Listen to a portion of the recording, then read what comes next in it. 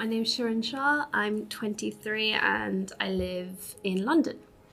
So when I was growing up and studying World War I, it was very focused on the European countries that were involved, and I never really knew that there were so many soldiers there.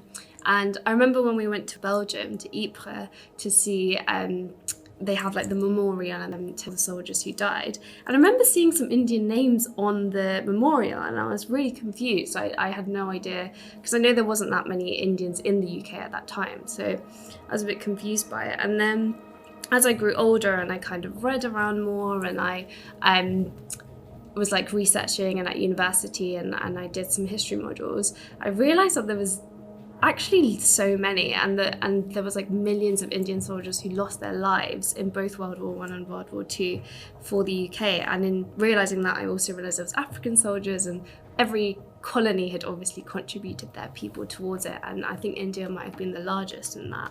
And I remember when I found out about it, I felt kind of like I'd been robbed of my history, in that as a brown person in the UK, you're taught that you've come here and we've kind of like come as an immigrant to this country, but actually we've really contributed to this country from the fact that our ancestors obviously were involved and they fought for the independence of this country so that the UK could obviously win against Germany.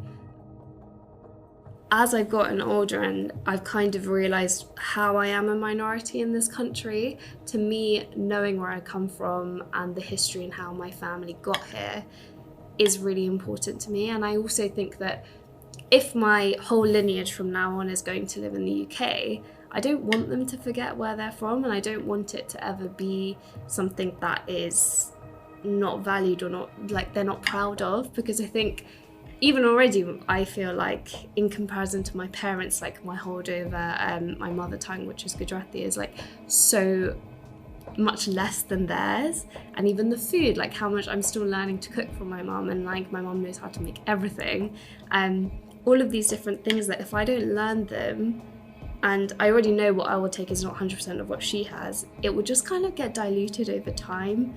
And I think that's really sad, because if people are going to see me like that, I also want to be able to say, yeah, I'm proud of it, and I also know where I'm from and all the amazing things that come along with it. I never thought that I didn't fit into the UK when I was growing up, but then when I go travelling, for example, and people ask me, where are you from? And I'm like, I'm from England. And they just look at me and like, for me, it's like, oh, I'm born here, I'm raised here, like that's my passport, I've never lived anywhere else. But people will never look at me and think, you're from England. They'll always think like, okay, but did you move there? Like, where are you really from? That's the question that when I was at university, even here, and when I go travelling, it's like, but where are you really from? And I think that is what makes that question and that kind of interrogation, I think sometimes the tone with which people ask you that is what makes you feel like you're never really at home, because you always have to justify why you're here. Like, if a place is home, then I don't think you should have to do that.